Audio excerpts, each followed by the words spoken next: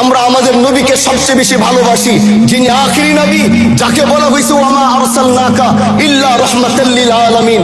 আমরা বারবার দেখছি কিছুদিন পর পর কারা যেন কিভাবে এসে আল্লাহ নবীর শানে কটূক্তি করে, নবীকে নিয়ে অশ্লীল ভাষায় গালিগালাজ করে। এই দেশের মানুষ নামাজ না পড়লেও যদি কেউ নবীকে কটূক্তি করে তার কলিজা ছিঁড়ে যায়, সে রাজপথে নেমে যায়। আমি বলবো যারা নবীকে কটূক্তি করে, নবীর নামে গালিগালাজ করে, এদের মৃত্যুদণ্ড, এই আইনটাও যেন বাংলাদেশের এই সংসদ থেকে পাশ করা হয়। মাননীয় স্পিকার, এলাকায় বলেছিলাম যে আমরা ন্যায়ের পক্ষে কথা বলবো, ইনসাফের পক্ষে কথা বলবো। তখন অনেকে হাত করে বলেছিল, হামসালা ভাই জাতীয় সংসদে যখন যাবেন একটু বললেন হাতি হত্যার বিচারটা যেন হয়। ন্যায়ের পক্ষে কথা বলেছিল, ইনসাফের আওয়াজ দিয়েছিল।